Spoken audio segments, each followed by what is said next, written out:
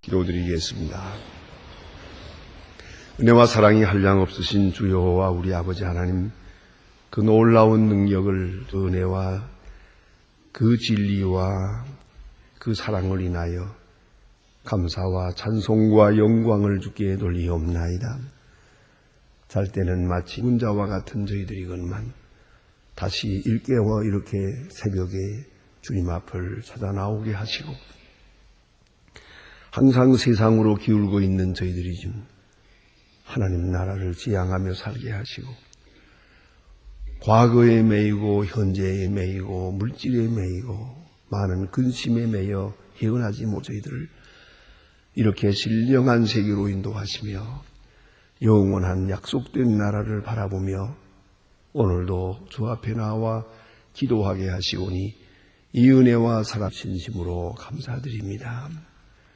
물질의 11조를 바치는 것처럼 시간의 11조를 바쳐 가장 귀한 시간, 가장 깨끗한 마음을 먼저 주님 앞에 드리오니 이 같은 거룩한 시간을 우리 허락해 주신 하나님 진심으로 감사합니다. 아버지 하나님, 이렇게 새벽마다 기도함으로써 하루 종일 기도하는 마음으로 살게 하시고, 이제 기도하고 나아가서 성전 문 앞에서부터 전개되는 모든 일들이 기도 응답임을 알고 겸손히 순종하며 감사하며 충성을 다할 수 있는 저희들 되게 해 주시옵소서. 하나님 아버지, 과거에도 현재에도 매이지 않게 하시고 항상 약속 미래를 지향하며 사는 저희들이 되게 하여 주시옵소서. 물질과 함께 사나 결코 물질의 노예가 되지 않게 하옵소서. 이 물질이 때때로 욕이 쓰여집니다마는 물질이 결코 만능이 아님을 알게 하시고 항상 물질로부터 자유할 수 있는 마음을 주시옵소서. 하나님 아버지, 우리의 시간을 소중히 여겨 결코 게으른 자가 되지 않게 하옵소서. 간절히 바라옵는 것은 피곤하여 쉴 있더라도 결코 게을러서 해야 될 일을 내일로 미루고 내가 해야 될 일을 남에게 미루는 어리석음이 없게 하여 주시옵소서.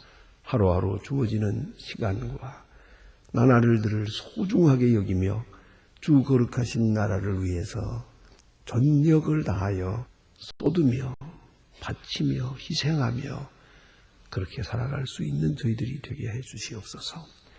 지난날에는 잘못 보낸 시간도 많고 그릇된 시간들, 낭비한 일이 많기에 후회가 많습니다.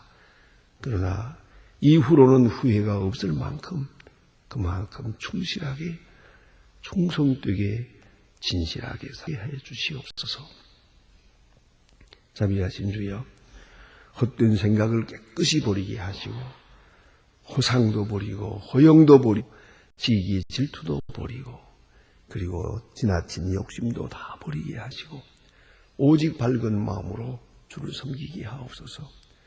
오른손이 하는 것 왼손이 모르게 그렇게 섬기게 하시고 내가 하나님 앞에 기도하는 것, 진실하게 명상하는 것, 주님과 나만이 아는 비밀이 되게 해 주시옵소서.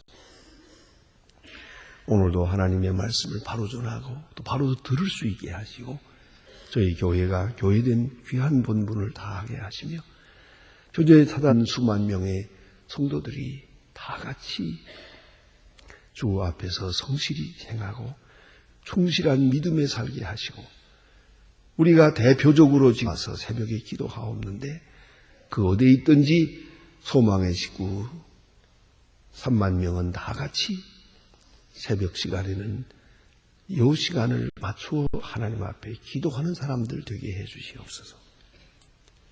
원하옵는 것은 주를 섬길 때마다 밝은 마음으로 섬기고 주님만을 영화롭게 하는 생활들이 되게 하옵소서. 그리고 주를 섬기는 자에게 약속한 모든 축복을 함께 누리도록 하여 주옵소서. 수천 대까지 복을 주시마 하신 대로 자자손손 개개승승 주의 축복을 이어가는 성도들의 가정이 되게 해 주시옵소서. 주여 이 나라를 돌보시고 이 민족 위에 큰 은총을 베푸시옵소서. 매우 어려운 혼란 중에 있습니다.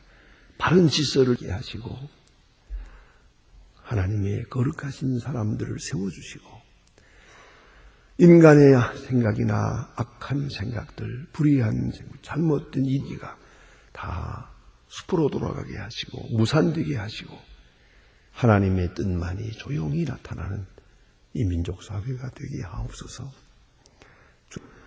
금년에는 유달리 많은 문제들이 있습니다. 이 엄청난 문제들이 주 안에서 잘 풀려지고 하나님의 귀한 뜻이 이루어지는 금년 한 해가 되게 해 주시옵소서. 월드컵 이 행사도 평화의 축제가 되게 하시고 모든 선거들이 주 안에서 주장되어 주시옵소서. 주의 사람을 주께서 보여주시고 지명해 주시옵소서. 이 모든 일들이 축복의 계기가 되고 이 민족을 향한 하나님의 큰 은혜가 이런 계기에 나타나 주시옵소서. 저 북녘 땅에도 자유를 주시고 가난과 고통에서 건져 주시옵소서. 우리에게 맡겨진 소임을 잘 감당하게 하시고 고아들을 지금까지 잘 양육하여 싸운데 앞으로 더욱더 계속해서 그들에게 넉넉히 양을 보내고 주 안에서 잘 양육하게 하옵소서. 병원을 짓는 일이나 또 과학기술대학을 세우는 일 하나님 은혜 도하여 주시옵시길 바라며 주여 이제 6월 달에 기공하고자 하오니 하나님 우리에게는 가진 것이 없습니다. 그러나 이 일을 능히 감당할 수 있도록 모든 은총을 더하시고 이러한 귀한 행사를 통해서 이 사역을 통하여 굳게 닫힌 북한의 문이 열릴 수 있게 하시고 전쟁을 막고 평화 정착하며 복음으로 통일할 수 있는 은혜의 계기가 이로써 이루어지게 하여 주시옵소서. 하나님 아버지, 오늘도 해외 유행 중에 있든지 군문에 나가 있는 젊은이들과 공부하는 자녀들, 유학 중에 있는 사람들 다 돌보시고 눈동자와 같이 지켜주시며 주와 함께 주와 동행하며 주의 거룩하신 뜻에 겸손히 순종하는 하루하루가 되게 하옵소서. 특별히 병중에 있는 분들이 많고 슬픔을 당한 가정에 큰 위로를 베푸시옵소서. 오늘 하루의 모든 생활을 주께 맡깁니다. 주만이 영광을 받으시며 좋은 소리 듣고 전하는 은혜의 날이 되게 하여 주시옵소서. 주 예수 그리스도의 이름으로 기도드립니다. 아멘. 하나님의 말씀은 계속해서 오늘도 마가복음 9장을 보게 됩니다. 마가복음 9장 같이 읽으시겠습니다. 30절로부터 보겠습니다. 30절로부터 37절까지입니다. 마가복음 9장 30절 17절까지 지금 함께 봉독하시겠습니다. 그곳을 떠나 갈릴리 가운데로 지나 예수께서 아무에게도 알리고도 아니하시니 이는 제자들을 가르치시며 또 인자의 사람의 손에 섬기워 당하고 죽은 지 3일 만에 살아나리라 하는 것을 말씀하시는 연고더라. 그러나 제자들은 이 말씀을 깨닫지 못하고 두려워하더라. 가버나움에 이르러 집에 계실 때 제자들이 물으시되 네가 소중에서 서로 토론하는 것이 무엇이냐 하시되 저희가 자마니 이는 노중에서 서로 누가 크냐 생론하였습니다.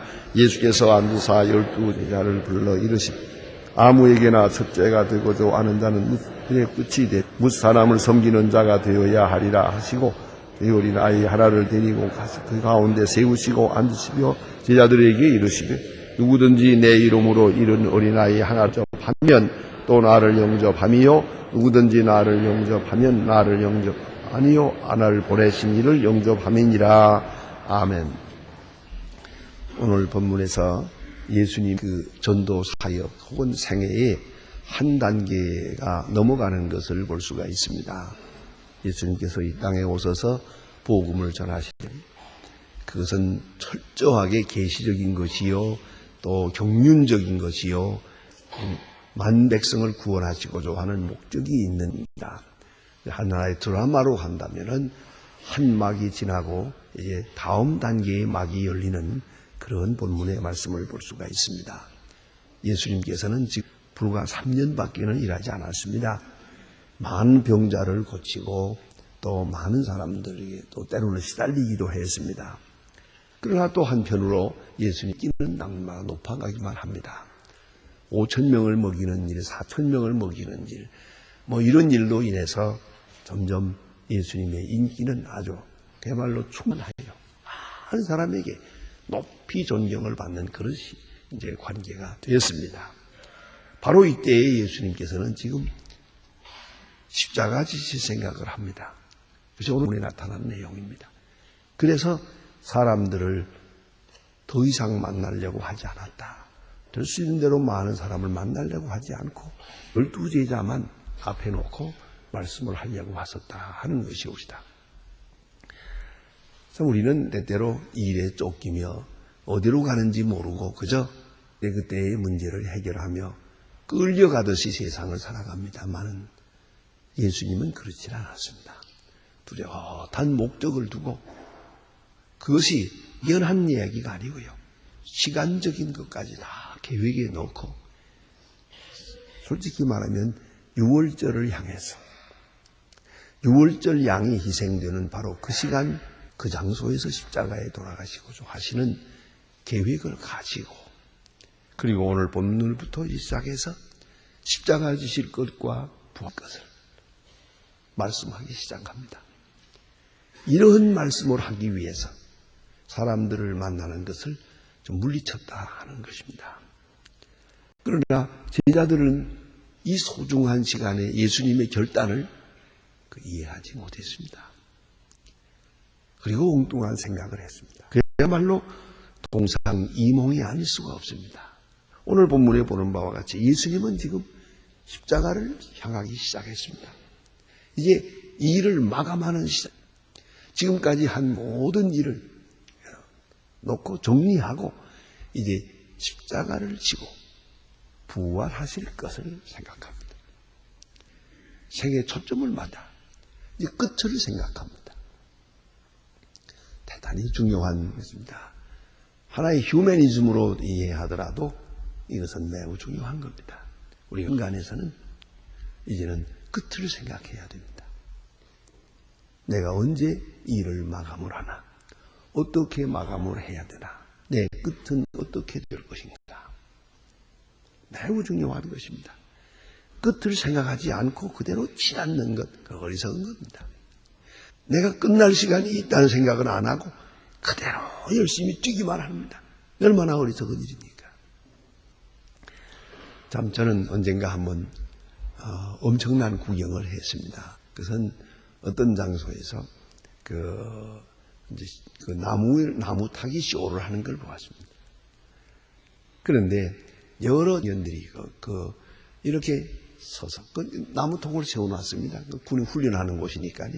꽃 같은 기둥 같은 것을 세워놓고 그리고 이제 누가 먼저 올라갔다 내려오나 그런데 저 멀리서부터 달려가서 그냥 나무 타서 올라가서 하는데 이제 놀라서 그 끝에 갔다가 거기에 있는 물건을 가지고 내려오는데 어떤 청년이요 그냥 얼마나 빨리 올라가는지 그냥 올라가다가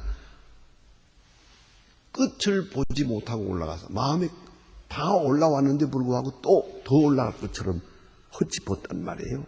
그래가지고 미끄러졌어요. 그래서 병원에 실려가는 걸 보았어요. 올라가도 끝이 있는 것이 제가 어디까지 올라갈 거예요.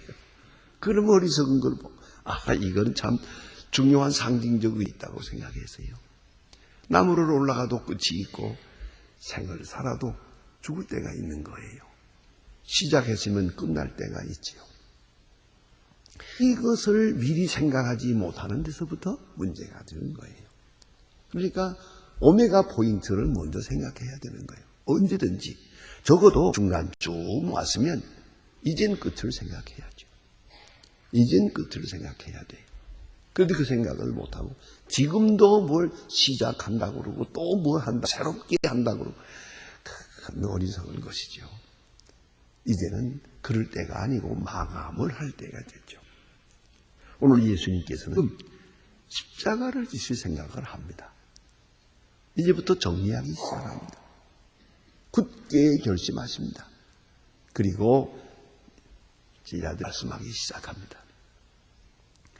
누가복음 9장에 가보면은 아주 결심이라는 말로 확실하게 나타나 있습니다. 이 본문이 같은 내용의 말씀인데 예루살렘을 향하여 올시기로 굳게 결심하시고 그랬어요. 예루살렘 쪽을 바라보며 굳게 결심하시고 원문대로 보면 것 같으면 헬라 원문은 이런 뜻이에요. 얼굴을 굳게 했다 하는 그런 뜻이에요. 그것이 결심이기 때문에 우리는 풀어서 결심이라고 했는데 사실은 예루살렘 쪽으로 오면서 심각한 얼굴을 한 거예요. 이제는 뒤에 일은 생각할 것 없어요. 사람들의 눈치를 볼 것도 없고요. 오해에 대해서 신경 쓸 것도 없고요. 더 이상 복잡하게 생각할 필요가 없고 아주 단순하게 십자가를 지향해서 올라가기로 결심하는 모습을 볼 수가 있는데 오늘 본문에 보니까 사람들에게 다 알리고자 아니했다. 왜? 오해가 너무 많고 그 이해할 리가 없는 거니까요. 그래서 예수님은 죽임을 당하고 죽은 지 3일 만에 살아나리. 요 한 요절이 예수님의 생애 목적이에요. 만백성을 봉사하러 왔어요. 그러나 병 고치러 온 거 아니에요. 섬기려 왔어요. 그러나 그 사람들에게 빵이나 먹이려고 온 거 아닙니다. 위하여 죽으시기 위하여 왔어요. 마태복음 20장에서는 같은 본문에서 분명히 말합니다. 인자가 온 것은 섬김을 받으려 함이 아니고 섬기려 하고 대속물로 주려고 왔다. 대신 죽으려고 왔다. 목적이 분명해요. 날 때부터 시작하고 그리고 중간에 아무리 인기가 있고 많은 사람이 지하고 많은 사람이 따른다 하더라도 예수님 절대로 흔들리지 않았어요. 생의 목적과 초점이 분명해요. 이제 그 마지막 단계를 소위 라스트 스테이지 마지막 단계에 온 것을 여기서 신호하고 있어요. 지금 정리하고 여기서부터 예루살렘으로 출발을 합니다. 자, 이제 보세요. 인자가 사람들의 손에 넘기고 그리고 죽은 지 4일 만에 살아나리라. 이런 말씀을 하기 시작을 했어요. 성경에 보면은 여러 차례 말씀. 기록된 것만 하더라도 수없이 여러 번 말합니다. 그러나 있습니다. 제자들은 이 말을 못 알아들었습니다. 왜 그럴까? 이상하다. 왜 이런 결정적인 시간에, 이런 시간에 왜 예수님께서는 십자가 얘기를 할까? 도대체 부활이라는 건 또 무슨 말인가? 십자가와 부활, 그것이 예수님의 생의 맞은표입니다. 그것을 위하여 세상에 오신 겁니다. 또 그것이 예수님의 생애의 중심이고 목적입니다. 그러나 이 본문에 보니 이 말씀을 깨닫지 못하고 묻기도 무서워하더라. 묻기도 무서워하더라. 감히 묻지를 못합니다. 그 무슨 뜻입니까? 아니 십자가라니 무슨 말이요? 또 3일 만에 살아난다는 건 또 뭡니까? 의문이 있어도 저들은 물을 수가 없었어요. 아마 예수님께서도 더 이상 설명을 하시지 않은 것 같아요. 왜요? 그 언젠가는 알게 되니까요. 언젠가는 알게 될 것을 생각하고 설명이 없어요. 그리고 오늘 본문에 보니까 예수님 참 좋으신 분입니다. 이 어리석은 제자들에게 꾸짖지 아니하시고 다시 가르치고 계십니다. 그 가르치는 모습이 너무나도 보세요. 가버나움 이르러 집에 계실 때 제자들이 물으시되 제자들에게 물으시되 노중에서 토론하는 것이 무엇이냐. 너희들이 이쪽으로 오면서 서로 토론하는 것이 뭐냐. 모르고 묻는 게 아닙니다. 알고 묻는 겁니다. 그런데 여기 보니 잠잠했어요. 대답을 못했어요. 이게 대답 못하는 거예요. 예수님이 십자가 지신다고 할 때 감히 물어보지 못했고, 또 예수님이 너희들 그동안에 무슨 소리 했느냐? 대답을 못했어요. 왜요? 저들도 조금 양심이 있으니까요. 예수님이 십자가 지신다고 하는데 저들은 출세할 얘기를 했으니까 이게 대답할 수 있겠어요? 예수님은 십자가를 지시고 부활하겠다고 설명하시는 시간에 저들은 예수님이 왕이 되면 우편에 앉고 좌편에 앉을 것이다. 누가 우편이고 누가 좌편이냐? 누가 첫째고 누가 둘째고 누가 넷째고 누가 다섯째냐? 서열 싸움을 한 것이에요. 이 서열 싸움이라는 건 참 지독하게 우리 마음을 괴롭히는 부분입니다. 났든 못 났든 우리는 조그만 공동체든 무슨 모임이든지 꼭 서열 때문에 문제가 돼요. 그래서 언제나 우리 마음이 번잡해져요. 번민이 생겨요. 불화가 생겨요. 시기 질투가 생겨요. 이거 시기예요. 그 마태복음 20장에 볼 것 같으면 야고보와 요한이 우편에 좌편에 앉게다가 그러면 베드로는 어떻게 되죠? 또 나머지 제자들은 빌립이나 마태라든가 그 사람들은 다 어떻게 돼요? 다음 12사람을 놓고 서로 서열 싸움을 해요. 그래서 성경에 보면요, 아주 재미있는 건 예수님의 12제자의 이름이 전부 가지런히 나올 때가 있잖아요. 그걸 다 모아서 볼 것 같으면 서열이 조금씩 바뀌어요. 이렇게. 복음서와 사도행전하고 달라요. 아마 그 사이에 열심히 있는 사람이 좀 아래로 올라, 좀 못한 사람은 떨어지고 처지고 그랬던 것 같아요. 그것도 한번 비교해 보면 재미있는 결과를 얻을 수가 있습니다.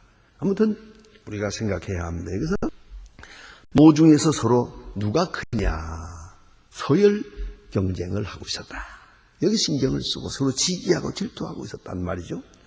그러니 주님이 너희들 노상에서 무슨 말을 했느냐 하고 물을 때 대답할 수 있겠어요? 저들도 양심이 있었단 말이에요. 바로 문제예요. 떳떳지 못한 일은 언제나 이렇게 부끄러움을 사는 거예요. 마태복음 20장에 보면은 야고보와 어머니가 예수님께 와서 무엇인가를 여짜오되 그런 말이 있습니다. 여짜오되 뭔가를 말씀드렸어요. 그러니까 예수님께서 꼬집어서 물어요. 넌 무엇 하느냐고 그럽니다. 할 수 없이 이제 내 아들 하나는 우편에 하나는 좌편에 앉게 해주세요.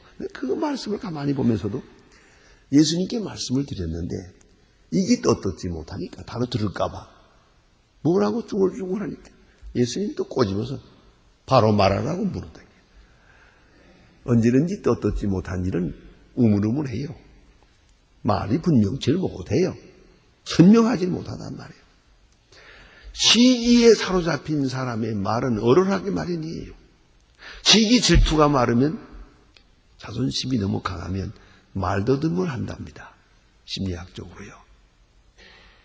조금 지나치면 이게 벙어리까지 돼요. 이로쯤까지 옵니다. 그건 의학적인 이야기입니다. 오늘 여기 보니 예수님의 제자들이 생각없는 생각을 하고 있어요. 부끄러운 생각이에요. 지금 서열을 가지고 지금 저들이라도 들어서 아는 바와 같이 예수님이 어떤 분이라는 걸 알면서 12제자 중에 하나가 됐다는 것만 가지고도 충분하지. 거기서 서열 싸움을 할 게 또 뭐예요? 그래 예수님께서 이제 귀한 말씀을 합니다. 아무든지 첫째가 되고면 뭇사람의 끝이 되며 그랬어요. 첫째가 되고자 하면 자세히 읽어야 됩니다. 첫째가 되고자 하면 끝이 되며 이거 보세요. 첫째가 되고자 하는 사람이 심판을 받습니다. 그래서 끝이 된다고 그랬어요. 그거 얼마나 무슨 말씀입니까? 대개 보니까 자기 수준이 요만한데 너무 지나치게 생각했다가 툭 떨어지는 걸 볼 수가 있어요. 가령 70점짜리라면은 그 사람이 70 정도면 70 정도라 하면 그저 한 50 정도로서 살면 좋겠는데 요 70 정도밖에 안 되는 사람이 이게 80이 되고 90이 되려고 하거든요. 그러다 보면 마지막에 30으로 떨어지더라고요. 그걸 잊지 말아야 돼요. 자기 페이스를, 자기 기본 자세를 이해해야 돼요. 자기 그릇보다, 자기 능력보다 조금 낮추고 하는 게 좋지요. 그게 언제나 좋은 겁니다. 그거 너무 그게 지나치게 길게 감당할 수 없는 일을 요구해서는 안 되겠죠. 그래요. 여기 보니 첫째가 되고자 하느냐? 첫째에 대한 열망이 있느냐? 여기 보니 아주 그에게 심판이 임하는데 뭇사람의 끝이 되며 그랬어요. 첫째가 되고 좀 몸부림치게 되면 끝이 되리라. 밑으로 떨어질 것이다. 높아지고자 하면 떨어질 것이다. 그런 거 많죠. 요새도 볼 것 같으면 그런 사람들 많잖아요. 참으로 제 사람 가운데 국회의원 몇 번 출마했다가 살림 망친 사람들이. 그래서 한 번 해보고 안 되면 그만두지. 그걸 뭘 그렇게 여러 번 한다고 하다가. 그래 아주 어려워요. 그거 참 버리기 어려운가 봐요. 어떤 사람이 그 아편보다 무섭다고 그러더라고요. 한 번 나서기 시작하면 그저 그거 재미가 나가지고. 이것도 첫째가 되려고 할 때 말째가 되리라 그랬어요. 끝이 되리라 그랬고요. 또 하면 첫째가 되고자 하면 끝이 되며 또 뭇사람을 섬기는 자가 되어야 하리라. 이제는 섬기는 자가 되어야 해. 첫째가 되고 정말로 되고자 한다면 섬기는 자가 돼요. 먼저 되어야 된다. 그리고 여기 본문에 보니 어린아이 하나를 세우시고 말씀하십니다. 정말 그 어린아이들은 아주 어린아이들은 그게 없어요. 그 마음이 없잖아요. 그래서 세우시고 가에 누구든지 내 이름으로 이 어린아이 하나를 영접하면 곧 나를 영접하며 어린아이와 같이 되고 어린아이를 영접 마음으로 바뀌라. 자, 이거 보세요. 어린아이 하나 영접한다는 거. 더구나 그 첫째가 되고자 하는 사람은 이런 거 무시할 거예요. 내가 지금 어린애 돌아보게 생겼나 내가 큰 일을 해야지. 이런 생각이거든요. 그러나 예수님은 아닙니다. 첫째가 되고 큰 일을 하고 싶으니 어린아이 하나를 영접하라 그랬어요. 어린아이를 영접하는 마음, 그것은 작은 마음이요, 낮은 마음이요, 섬기는 마음이죠. 그리할 때에 큰 자가 될 것이다. 어린아이의 마음으로 돌아가서 어린아이와 대화하고 어린아이의 수준에서 섬기는 거예요. 이 어린아이나 이렇게 붙들고 있어가지고 뭐겠나? 이 어린아이를 섬겨가지고 무슨 출세의 길이 오겠나? 이런 생각을 하겠죠. 아니요. 오히려 어린아이와 같이 할 때 큰 역사를 이룰 수 있는 사람이 될 것이다. 이렇게 말씀하십니다. 탈무드에 있는 얘기 하나가 생각이 나. 탈무드에 묻는 어떤 아버지가 세상을 떠나는데 어린 아들이 너무 어려요. 그래서 그 유산을 랍비에게 맡기고 세상을 떠났어요. 근데 이게 맡긴 그 유서에는 뭐라고 써 있는 거 아니? 얘가 어린아이가 되거든 주십시오. 그랬어요. 어린아이가 되거든 유산을 내 아들에게 주십시오. 아니, 어른이 되거든 주라가 아니고요. 어린아이가 되거든 주라 그랬어요. 그러니 이 이야기를 듣고 아무리 생각해도 이해를 못하겠어요. 얼마 후에 이 사람이 장가를 장가간 다음에 어린아이들과 아들, 딸하고 같이 놀아요. 그 등에다 엎혀놓고 말타기를 하고 그때 깨달아서 이거구나. 내가 지금 결혼하고 아이를 낳고 보니까 어린아이가 돼버렸어요. 그때 랍비에게 달려가서 제가 그 뜻을 알게 풀었습니다. 요새 내가 어린아이가 너무 예뻐가지고 걔하고 놀다 보니 내가 어린애가 돼버렸습니다. 바로 그것이다. 그때의 유산을 물려받았다는 거예요. 어른이 아니라 어린아이가 되는 거예요. 어린아이를 영접하면 어린아이를 영접하는 바로 그 마음, 그런 순진한 마음으로 그리할 때에 큰 역사를 이루겠답니다. 이 어린아이를 영접하면 나를 영접합니다. 그리스도를 영접하게 되고 그리스도를 영접하면 그리스도를 보내신 하나님을 영접하는 것이라고 말합니다. 누구든지 크고자 하면 작아져야 하고 작아질 수밖에 없고 또 스스로 낮출 때만이 사람이 될 수 있음을 말씀하고 있습니다. 기도하십시다.